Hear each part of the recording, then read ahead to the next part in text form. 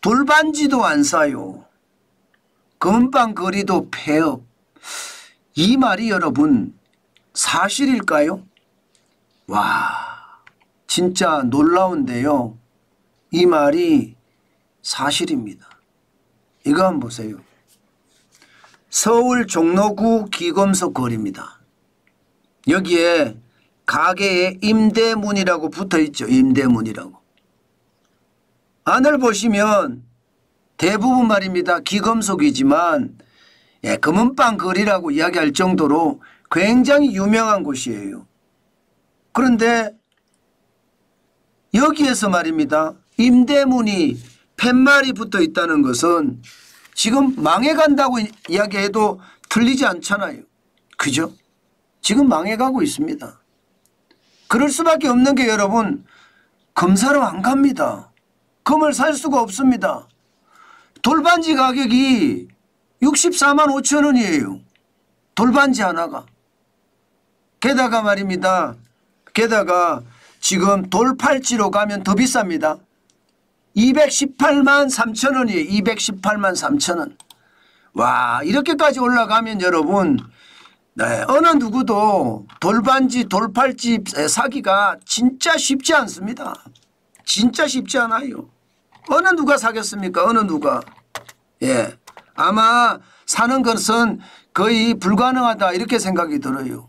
64만 5천 원이라는 숫자를 우리가 생각을 해보자고요. 여러분. 그것도 65만 5천 원 최고가에서 만 원 정도 내린 가격이에요. 한 달에 월급이 400만 원 500만 원인 사람이 돌반지 하나에 64만 5천 원짜리 사서 아이 돌 친구 아이 돌 가겠습니까? 못 가잖아요. 아니 돌반지가 많이 나가야 돼요. 그래야지 기검소 거리가 여기가 화랑이 되는 겁니다. 난리가 나는 겁니다. 그런데 돌반지가 64만 5천 원까지 가니까 사기가 불가능하잖아요. 돌팔찌는 더 비쌉니다. 올해만 최고가가 130만 2천 원이었습니다. 지금 좀 내린 게 128만 3천 원이에요. 128만 3천 원이면 돌팔찌는 아예 못해 간다고 생각을 하시면 됩니다. 월급의 3분의 1가량을 들어가야 되는데 돌팔찌 하나 사갖고 가는 거는 불가능하죠. 그만큼 말입니다. 올라도 너무 많이 올랐어요. 게다가 국제 시세보다가도 국내 금반지 돌반지 시장이 더 많이 올랐습니다. 그러니까 사람들은 종로를 안 찾는 겁니다. 실제로 최근에 종로 거리를 보면 여러분들도 놀라실 거예요. 사람이 없어요. 금은방 도매상가에 사람이 없어요. 이게 사람들이 막 북적북적 했거든요. 기검소 거리라는 게 그렇습니다. 게다가 여러분 지금 이제 3월 4월 5월 결혼 시즌을 앞두고 있잖아요. 그렇기 때문에 예물 사러 종로 기검속 상가에 가는 것 당연한데 사람이 없어요. 사람이 안 보입니다. 안 보여요. 가끔 보이기는 하는데 굉장히 띄엄띄엄 보입니다. 그만큼 말입니다. 금을 사는 사람들이 진짜로 없다. 저는 이렇게 생각을 합니다.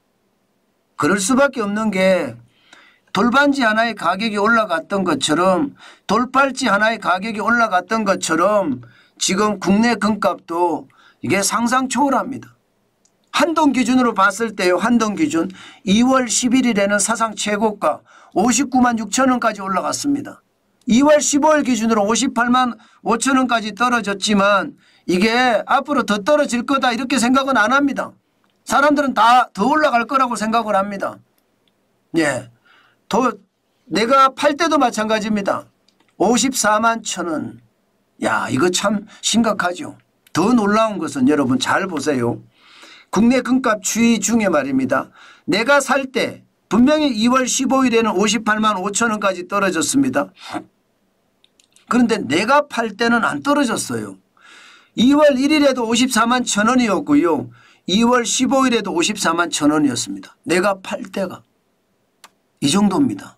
그러면 지금 사실상 금이 모자란다는 이야기잖아요. 많이 모자란다는 이야기잖아요. 한국조폐공사가 골드바를 안 만듭니다. 금이 없어서 못 만드는 겁니다. 금을 만들어서 시중은행에 계속 공급을 해줘야 되는데 금이 없으니까 못 만들어요. 그래서 시중은행에서 골드바 사기가 굉장히 어렵습니다.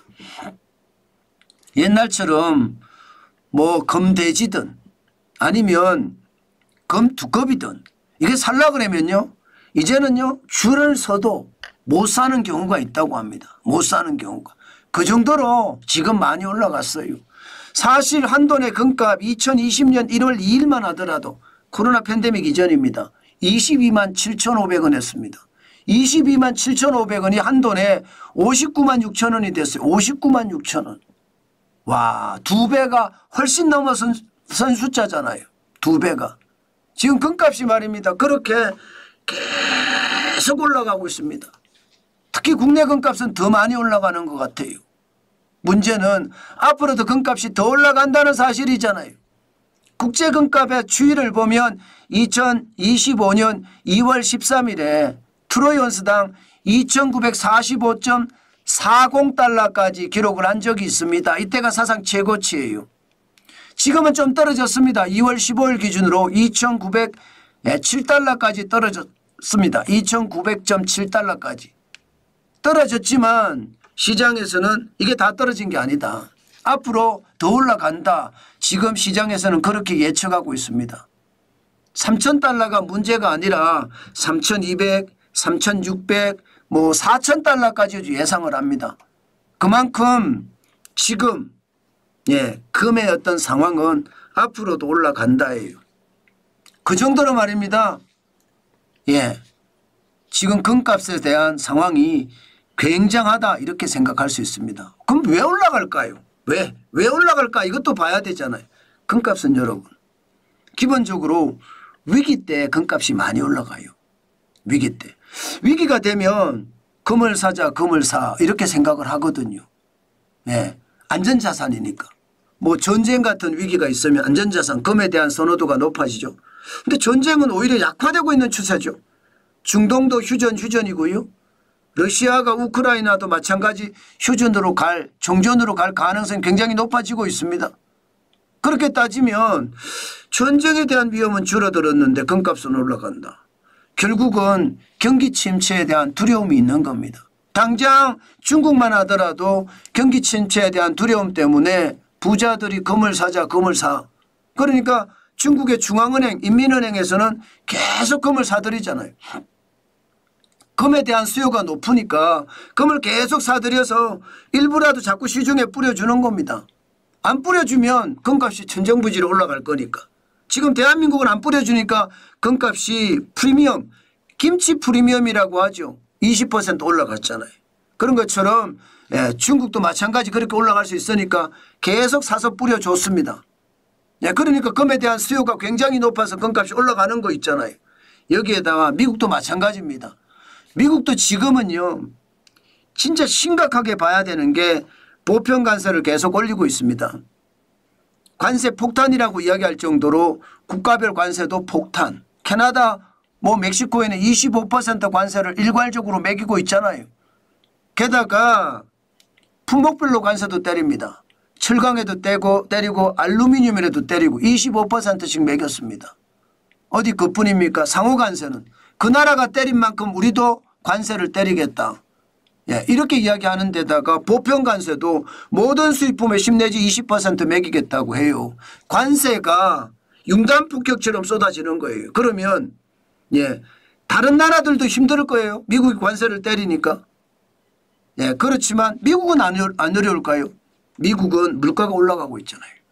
물가가 올라가니까 소비가 둔화되고요. 물가가 올라가니까 결국은 실물의 가격이 더 올라갈 거라 보는 거죠. 금값이 올라가는 거예요. 금값이 실물의 대표적인 자산이잖아요. 그만큼 말입니다. 물가가 계속 올라가니 금값은 천정부지까지. 그러면 앞으로 계속 올라갈 거냐? 당분간은 분위기상 어떤 요소들이 계속 뭉치고 있는 것으로 봐서는 금값이 더 올라갈 수밖에 없다 이렇게 생각합니다. 아마 금값이 계속 이렇게 올라가잖아요. 이렇게 올라가면 결국 말입니다. 물가가 높으면 소비를 안 하는 것처럼 금값이 비싸지면 비싸질수록 소비를 안 할 수밖에 없거든요. 소비를 안 하면 안 할수록 지금 금은방도 힘들어진다는 뜻입니다. 그만큼 금값이 폭등했다는 뜻이에요. 여러분, 서울 종로의 기금속 거리에서 폐업이 일어난다는 사실은요, 그만큼 금값이 너무 많이 올라서 금을 살 수가 없다는 뜻이에요. 금이 많이 팔려야 기금속 가게들도 버틸 수 있는데 너무 비싸서 안 팔린다는 뜻입니다. 이러다가 금은방 거리조차도 줄폐업이 일어나지 않을까, 이런 우려감도 커지고 있습니다. 그만큼 금값이 오르고 또 오르고 있다는 뜻입니다. 여기에다가 김치 프리미엄까지 붙었습니다. 시중에 돈이 진짜로 많잖아요. 그러다 보니까 쏠림 현상이 심합니다. 누가 뭘 한다 그러면, 누가 주식을 산다 이러면 쏠리고, 누가 땅을 산다 이러면 쏠리고, 부동산을 산다 하면 쏠리고, 이제는 금으로 쏠리고 있는 겁니다. 워낙 통화량이 많으니까 금으로 쏠리니까 금값이 천정부지로 치솟고 있는 겁니다. 그렇다고 한국은행이 금을 계속 공급해 줄 수 있느냐, 시장에? 없습니다.